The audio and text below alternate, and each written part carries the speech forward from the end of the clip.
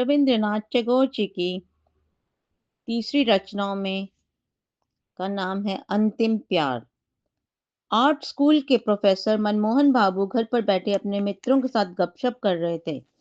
योगेश बाबू को उनके एक मित्र ने कहा, नरेंद्र पूरे बंगाल में स्वयं को श्रेष्ठ कलाकार मानता है। ठीक है, अभी बचपना है, युवा रक्त जोश मार रहा है। वह व्यक्ति फिर बोला, वे आपके चित्रों को भी हेय दृष्टि से देखता है, आपकी कला को भी अर्थ केंद्रित मानता है। योगेश बाबू क्रोधित हो उठे। कमरे में बैठे अन्य मित्र मुंह दबाकर हंसने लगे। तभी नरेंद्र भी वहां आ गया। योगेश बाबू ने कहा, नरेंद्र, तुम क्या कहते हो कि तुम्हारी टक्कर का बंग प्रांत में कोई नहीं है? नरेंद्र, मैं ये नहीं कहता, तब भी इतना अवश्य कहूंगा कि मेरी तरह हृदय रक्त पीकर कोई चित्र नहीं बनाता। मनमोहन बाबू ने समझदारी से काम लेते हुए इस वार्तालाप को बंद करने के लिए कहा, नरेंद्र, प्रदर्शनी के लिए तुम्हारा चित्र कब तक तैयार हो जाएगा? इस प्रकार बातचीत का रुख पलट गया। नरेंद्र उनसे अपने चित्र के विषय में बात करने लगा। इसके कुछ देर बाद नरेंद्र कमरे से बाहर चला गया। नरेंद्र थोड़े समय में ही बहुत बड़ा चित्रकार बन गया। उसकी इस प्रसिद्धि का कारण यह था कि वह जिस भी चित्र को बनाता था, अपनी सारी योग्यता उसमें लगा देता था। उसकी दृष्टि पैसे की ओर भूल कर भी ना जाती थी। चित्र बनाते समय वह अपने अस्तित्व से भी विस्मित हो जाता था। उस समय वह पागल के समान लगने लगता था। वह हमेशा अपने चित्रों की दुनिया में ही डूबा रहता था। नरेंद्र की पत्नी लीला भी सर्वगुण संपन्न थी। उसका 4 वर्ष का एक पुत्र भी था। नरेंद्र चित्र बनाते समय अपनी अलग ही दुनिया में पहुंच जाता था। उसे अपनी पत्नी, पुत्र, भोजन किसी का भी शुद्ध नहीं रहता था। एक दिन नरेंद्र को ध्यान आया कि इस बार जैसे भी हो प्रदर्शनी में अपना चित्र भेजना चाहिए। कमरे की दीवार पर उसके हाथ के बनाए कितने ही चित्र लगे हुए थे। इन सभी चित्रों में चित्रकार की इतने दिनों की आशा एवं निराशा मिश्रित थी। उसने अपने इन चित्रों में कोई विशेष बात नजर नहीं आती थी। उसे लगा कि उसने कागज के टुकड़ों पर केवल रंग पोता है। उसने निश्चय किया कि इस बार ऐसा चित्र बनाएगा जिससे उसका नाम अमर हो जाएगा। वह पागलों की तरह टहलने लगा। दीन दुनिया सब भूल गया, पर सब व्यर्थ, कोई उपाय न सूझा। बाहर से रसोइये ने द्वार खटखटाकर कहा, बाबूजी। नरेंद्र ने चौंक कर पूछा, कौन है? रसोइया, बाबूजी, भोजन तैयार है, चलिए। नरेंद्र ने तीखे स्वर में मना करते हुए कहा कि मुझे तंग मत करो, मैं कुछ नहीं खाऊंगा। चित्र के विषय में सोचते सोचते एक सप्ताह बीत गया। वे घर से बाहर ना निकला। इससे पूर्व उसे किसी चित्र के लिए विचार भी प्राप्ति में इतना समय नहीं लगता था। नरेंद्र प्रातःकाल मौन बैठा विचार कर ही रहा था कि द्वारपाल ने मनमोहन बाबू का पत्र लाकर उन्हें दिया। इस पत्र में उन्होंने उसके चित्र के विषय में पूछा था। पत्र को पढ़कर नरेंद्र और भी व्याकुल हो उठा।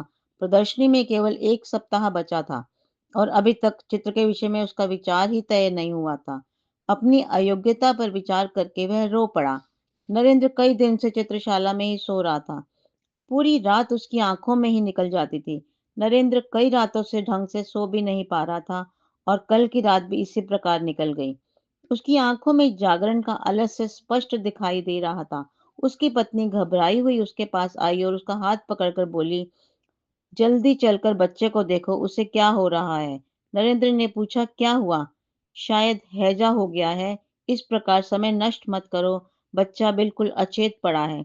नरेंद्र अनमने मन से अपने शयन कक्ष में प्रविष्ट हुआ। बच्चा बहुत कमजोर हो गया था।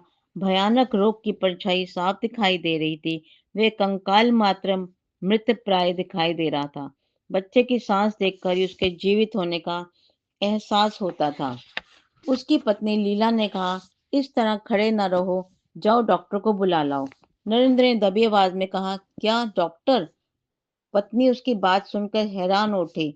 उसने व्याकुल होकर फिर उससे डॉक्टर को बुला लाने की विनती की। नरेंद्र घर से बाहर निकल गया। बच्चे के शयन कक्ष से निकलकर डॉक्टर के पास ना जाकर नरेंद्र अपनी चित्रशाला में प्रविष्ट होकर एक कुर्सी पर बैठ गया। दोनों हाथों से मुंह ढककर सोचने लगा। संज्ञाहीन अवस्था में बड़बड़ाने लगा, क्या करूं? ऐसा आदर्श फिर न मिलेगा। परंतु वह तो मेरा पुत्र है। मौन होकर विचार करने लगा। सहसा पत्नी की हृदय विदारक आवाज उसके कानों में आई, मेरे लाल, तू कहाँ गया? इसके बाद वे फिर से बालों को मुट्ठी में लेकर सोचने लगा, जल्दी जल्दी मेज पर से कागज, तौलिका और रंग आदि लेकर कमरे से बाहर निकल गया। शयन कक्ष के सामने एक खिड़की के समीप आकर वह खड़ा हो गया। प्राणहीन पुत्र को गोद में लिए माँ वहीं पड़ी तड़प रही थी। वह बच्चे का निर्जीव शरीर हृदय से चिपकाकर बार बार उसे चूम रही थी। नरेंद्र की आंखें यह देखकर जल उठी। इसके साथ ही उसने पहली रेखा खींची। नरेंद्र के शरीर में कोई गति न थी, किंतु उसके हृदय में वेदना थी। वह जल्दी जल्दी चित्र बनाने लगा। रह रहकर लीला का क्रंदन उसके हृदय को भेदता। वह कमरे की ओर देखकर रंग में तुलिका डुबाता और चित्र पर चला देता। वह उस मृत बच्चे का पिता है और वह यह भी भूलता जा रहा था। अचानक उसकी लीला ने उसे देख लिया। दौड़ती हुई खिड़की के समीप आकर बोली, क्या डॉक्टर को बुला लाए? नरेंद्र ने चौंक कर देखा, वह लड़खड़ा कर गिर रही थी। बाहर लोग दरवाजा खटखटा रहे थे। अंत में उन्होंने दरवाजा तोड़ दिया। नरेंद्र के नेत्र रक्त की तरह लाल थे। थोड़ी देर में वह ठाका लगाकर हंसने लगा और बोल उठा, मैं अमर हो गया। दिन बीतते गए। प्रदर्शनी में देखने को बहुत कुछ था, पर दर्शक एक ही चित्र पर झुके रहते थे। चित्र में माँ बच्चे का मृत शरीर हृदय से लगाए उसे चूम रही थी। चित्र अधूरा था। नाम था अंतिम प्यार।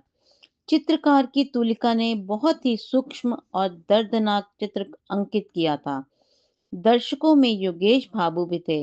वह कह उठे, यदि मुझे पहले से मालूम होता तो मैं नरेंद्र को अपना गुरु बनाता। Big thanks to all our subscribers for subscribing our channel.